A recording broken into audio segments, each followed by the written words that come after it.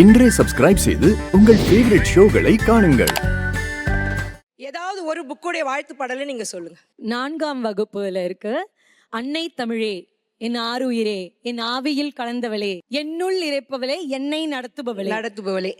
சொல்லுங்க. சோ தமிழ் மேல் கொண்ட ஆர்வத்தால தான் உங்களுக்கு நான் ஒரே ஒரு கேள்வி கேட்கலாமா? கேளுங்க. இப்போ நாள் கூட்டல் கல் இருக்கு இல்லையா? அப்போ நம்ம அதை என்னன்னு சொல்லுவோம்? நாள் நாள் நாள் டே. இங்கிலீஷ்ல டே சொல்லுவீங்க இல்லையா? தமிழ்ல அது வந்து நாள் கூட்டல் கல். பன்மையில சொல்லும் போது கல். அதை சேர்த்து எழுதும் போது எப்படி எழுதும்?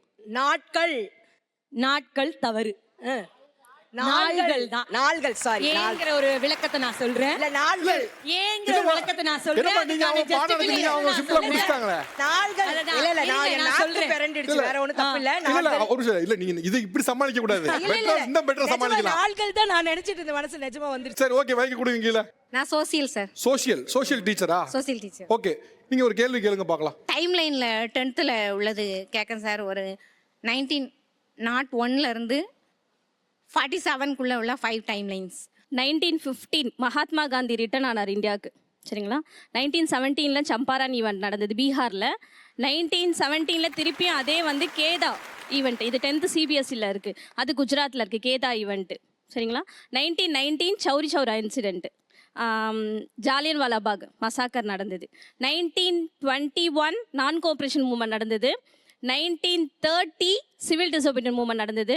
1942 quit India movement. 1947 India independence. சரளமா சொல்லிட்டாங்களே, 5 கூட சொல்லிட்டாங்களே. இல்லை மேலேயே சொல்லுவேன் சார். சப்ஜெக்ட் நாலேஜ் ஒரு சொன்னாப்ல, அதில் வந்து புலமை இல்லை இந்த தலைமுறை ஆசிரியர் இருக்குன்னு. அது போல வேற எந்த விஷயங்கள்ல இந்த தலைமுறை ஆசிரியர்கள் புலமை இல்லை நினைக்கிறீங்க? அடலசன்ட் பிரச்சனையை கரெக்டாக ஹேண்டில் பண்ண முடியல சார். இந்த மாதிரி கேட்குறேன். That is main.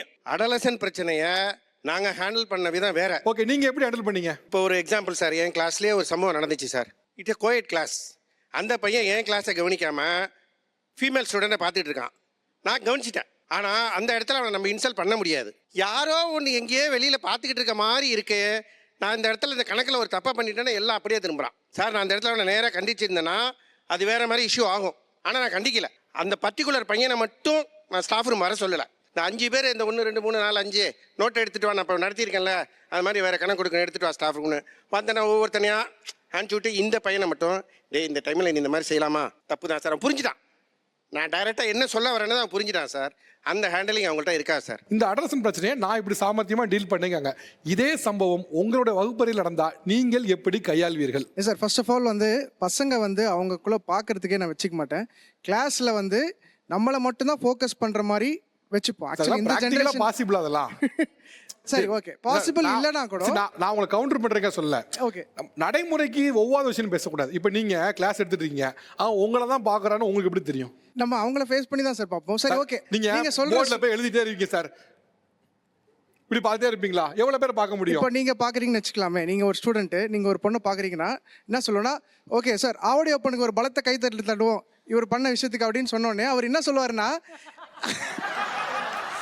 அப்படின்னு சொல்லும் போது அவருக்கு வந்து எம்பாரசிங் ஆகிடும். ஓகே எல்லாரும் என்ன நினைப்பாங்க, அவருக்கு ஊர்ந்து கவனிக்கிறதுனால கைத்தட்டோன்னு நினைப்பாங்க. பட் இருந்தாலும் அவர் மட்டும் நினைக்கிறாரு ஓகே பார்த்துட்டான் அப்படிங்கிறது ஒரு சுச்சுவேஷனை அவனை கிரியேட் பண்ணி அந்த மாதிரி நம்ம வந்து ஹேண்டில் பண்ணுறோம். இல்லை ஆக்சுவலாக இப்போ அவர் வந்து ஒரு பிரச்சனையை சொன்னார்.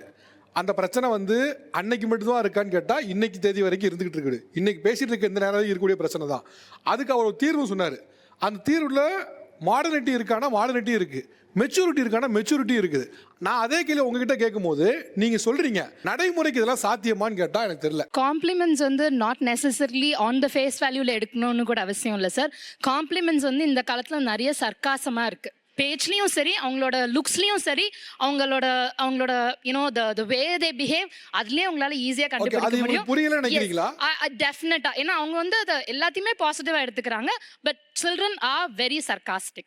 Sometimes மார்க்ஸ்க்கு கூட அவங்க அதை வந்து they are using it.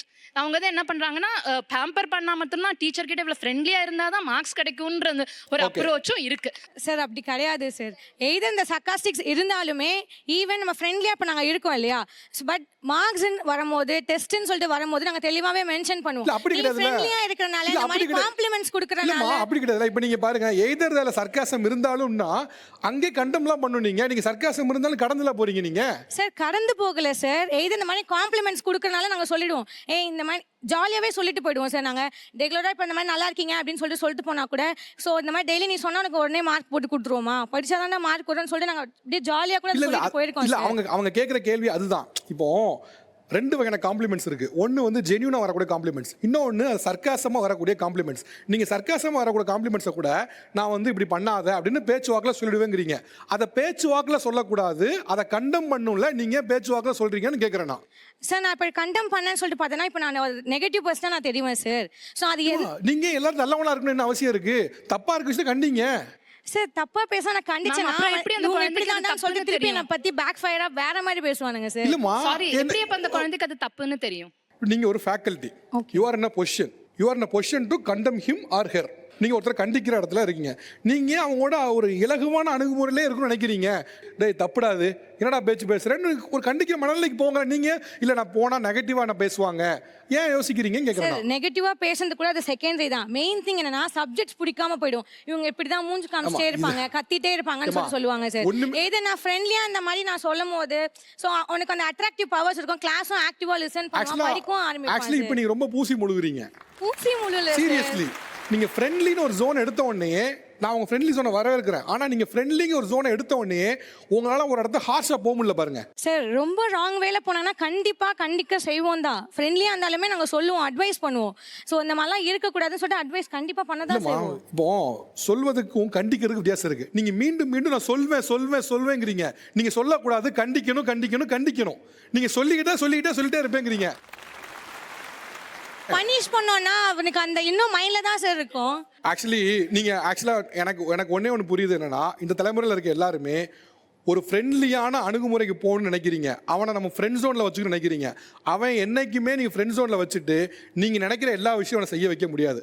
எந்த இடத்துக்கு நீங்கள் டீச்சராக மாறணுமோ டீச்சராக மாறி தான் ஆகணும்.